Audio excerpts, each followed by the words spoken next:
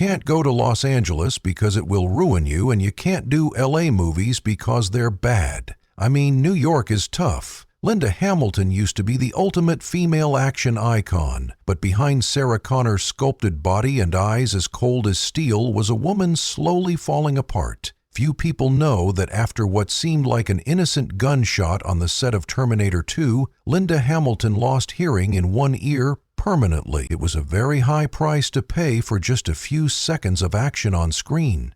To stand by her, director James Cameron later betrayed her on the set of Titanic by leaving her for a younger actress. What made him even angrier was that he later admitted that he didn't love Linda for who she really was, but because he thought she was Sarah Connor, a movie character he had created. After all of this, Linda Hamilton stopped dating, stayed single for more than 10 years, kept her pets, and avoided social media. But that wasn't a surrender. It was her way of being born again. So what really happened behind the bright lights of Hollywood? How did a woman who had been hurt so deeply get back up to keep fighting and turn down both fame and pity? Join us as we explore Linda Hamilton's painful, brutal, and unbelievably powerful journey as a warrior on and off the screen. You'll never see her the same way again. Before she became famous for playing a warrior woman on screen, Linda Hamilton was just a girl growing up in hardship and inner conflict. She was born on September 26, 1956, in Salisbury, Maryland. Linda Hamilton's father, Dr. Carol Hamilton, died in a car accident when she was 5 years old. Her mother, Barbara, later remarried a police chief named Leslie J. Payne. She had 4 siblings, an older sister named Laura, a younger brother named Ford, and an identical twin sister named Leslie Hamilton Guerin. But instead of feeling close to her siblings, Linda often felt suffocated by her uncanny resemblance to her twin sister.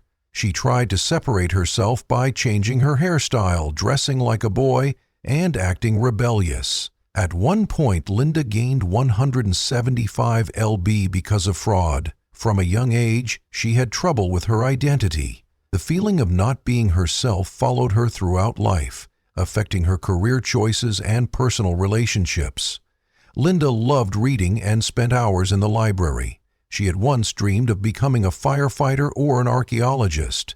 Acting was never in her plans, but she tried it out in college at Washington College. A professor told her straight out, "You don't have a chance at making a living from this." Linda didn't give up. She moved to New York and enrolled at the Lee Strasberg Institute, the same place where Marilyn Monroe and Alpaca trained. That's when her real journey began. Linda Hamilton started her career quietly with small roles on TV and in independent films. From 1979 to 1982, she was in TV movies like Reunion, Revenge, and The Ride Out Case.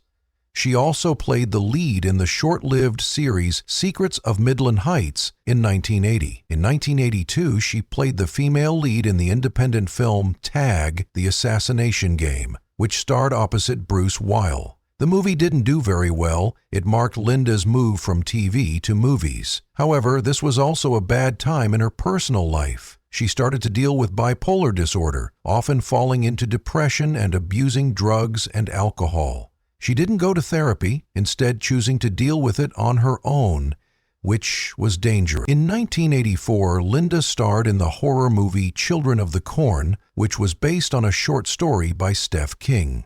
Critics didn't like it, but she did. Even though it had a weak plot and old-fashioned acting, the movie surprised at the box office, earning $14,600,000 on a modest $800,000 budget, which is over 18 times its cost. Children of the Corn became a commercial hit in the independent horror genre and brought Linda's name to the attention of major filmmakers. James Cameron, who was just starting out as a director, saw the movie and realized Linda was the perfect Sarah Connor after she auditioned. In 1984, Linda Hamilton played Sarah Connor in The Terminator, directed by James Cameron. This role would not only change Linda Hamilton's career, but it also changed the idea of a female action hero in movies. Very few people know that she almost turned down the part at first because she wasn't interested in sci-fi stories about killer robots from the future. But James Cameron wasn't looking for a pretty girl on the run. He needed a character with depth.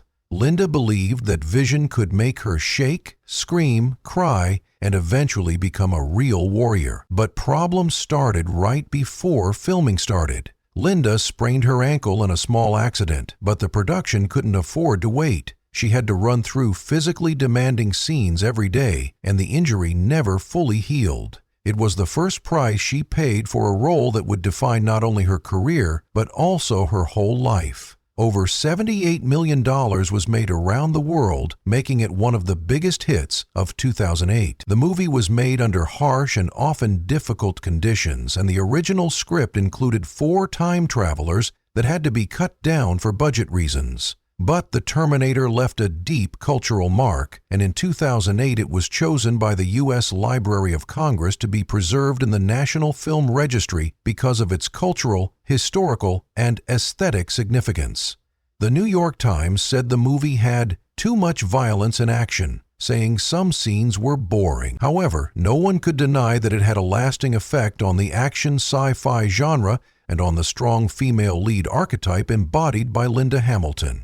Linda had gone from being told she wasn't cut out to be an actress to being in the spotlight and no longer living in anyone's shadow. And Sarah Connor, the woman who used to live in fear, became a symbol of resistance and survival, a role Hollywood had never seen before. 7 years after the first movie, Linda Hamilton came back as Sarah Connor in Terminator 2: Judgment Day, which was one of the most successful sequels in movie history. This time, Sarah Connor wasn't the scared girl on the run. She was now a full-on warrior ready to kill to protect her son.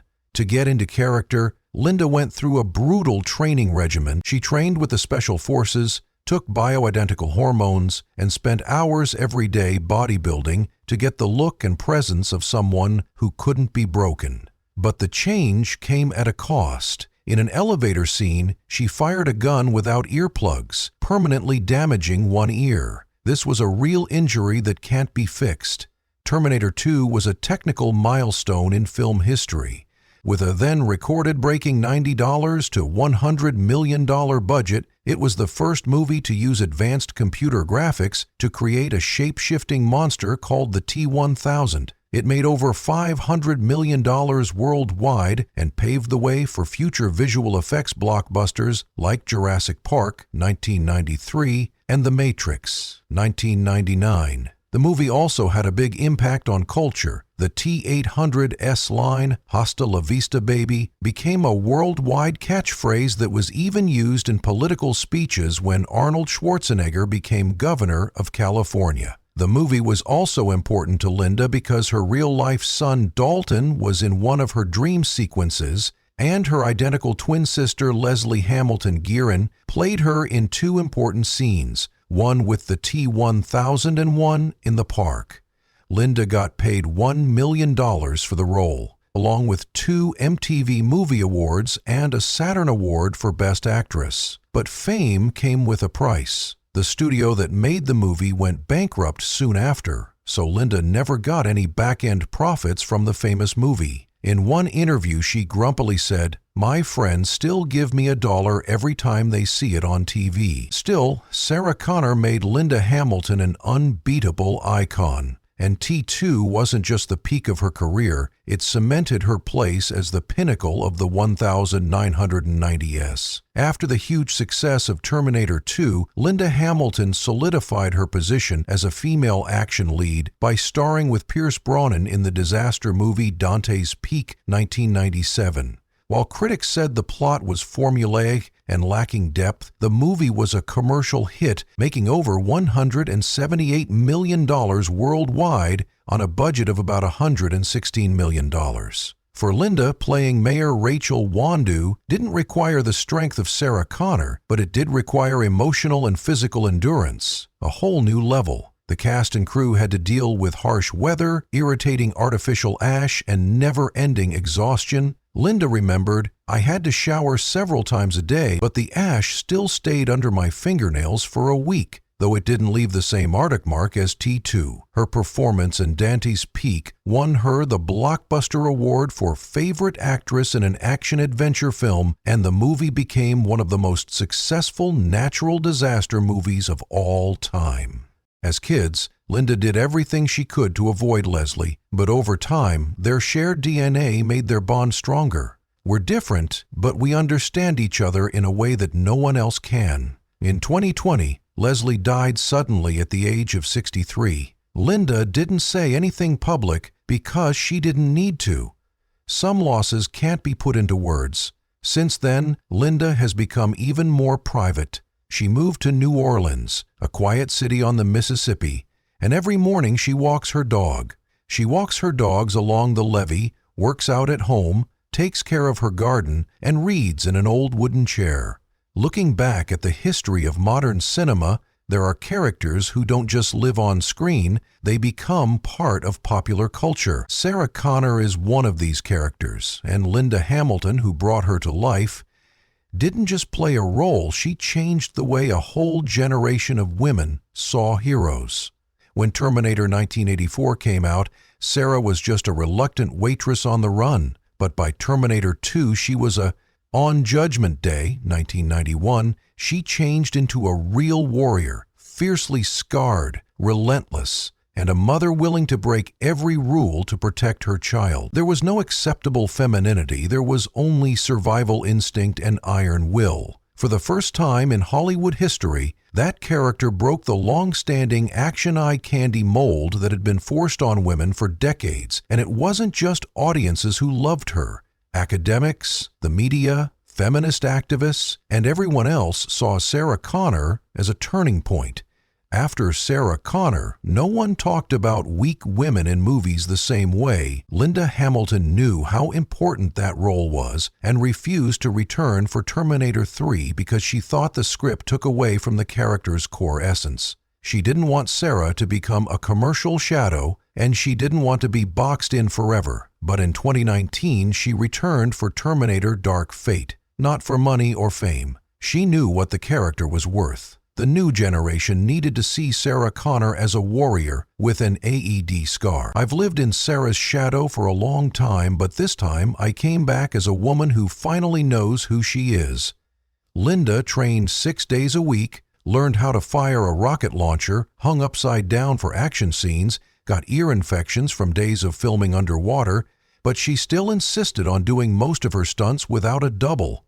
She was nominated for a Saturn Award, showing that a woman's power doesn't depend on her age. Comes from the performer herself. After her high-profile divorce from James Cameron in 1999, Linda Hamilton almost disappeared from Hollywood's headlines. But she didn't retire. She just took a different path, stepping away from the spotlight to get back to herself. During the 2000s, she turned down many major roles, not because she was bored or burned out, but because she didn't want to be stuck as Sarah Connor forever. Linda chose to slow down, live quietly, and spend her time doing what she really cared about: peace. She used to own several homes, including a $4 million Mediterranean-style mansion in Malibu and a farm in Virginia where she raised chickens, goats, and horses in an off-the-grid way before selling it for $1,300,000. Eventually, she gave it all up and moved to New Orleans, the city of jazz, art, and freedom. There, Linda lives in a charming 2-story townhouse, full of artwork, dark wood, worn leather chairs, and soft light. She shares her home with her 2 dogs, Turk and Noodle. She doesn't have a partner, and she has no plans for a wedding. Come back. I don't want to be noticed anymore. I just want to live as a real person. She says she's been single for 15 years and has no interest in sex or commitment. What she wants every day is a romantic relationship with the world itself. She works out at home and walks along the Mississippi. Levy reads and gardens. She doesn't use social media or Google herself. She says, "I'm not building an image, I'm living my truth, and I love this life." She hasn't been seen on TV since 2021. She played a tough woman paranoid about aliens in the sci-fi comedy Resident Ali around the same time she played a quirky hippie-style coach full of oddball charm and inspiration in 6 episodes of TNT's Claws. Then, in 2024, Linda surprised fans by confirming she would be in the final season of Netflix's blockbuster show, Stranger Things. She said she was a huge fan of the show and thrilled to join, even though her role stayed under wraps. Linda Hamilton made her official public debut at LOL 2025 in Mexico City, one of Latin America's biggest pop culture conventions, in March 2025. She may not be a big name in the movie business anymore, but her quiet strength, calm demeanor, and undeniable presence still moved people. Her net worth is estimated to be around $70 million, but Linda Hamilton no longer seeks approval. She may not be fighting on the big screen anymore, but her warrior spirit has changed into something deeper, quieter, a true warrior. Linda Hamilton, whose acting teacher told her as a young woman she had no future, became a movie star with her role as Sarah Connor, which changed the way women are portrayed in action movies. She went through 2 failed marriages, 15 years without sexual intimacy, and turned down many opportunities, all to protect her freedom. And now, at age 68, she is still making waves with her bold, unexpected performances. But what really makes her great? People love her not just for the action scenes, but also because behind those fierce eyes is a heart that has been broken but never given up. What about you? What about Linda Hamilton's journey speaks to you the most? Is it her career, her personal life, or that deeply human warrior spirit? Let us know in the comments. And don't forget to like and subscribe so you can be inspired every day by real-life stories that are more gripping than fiction.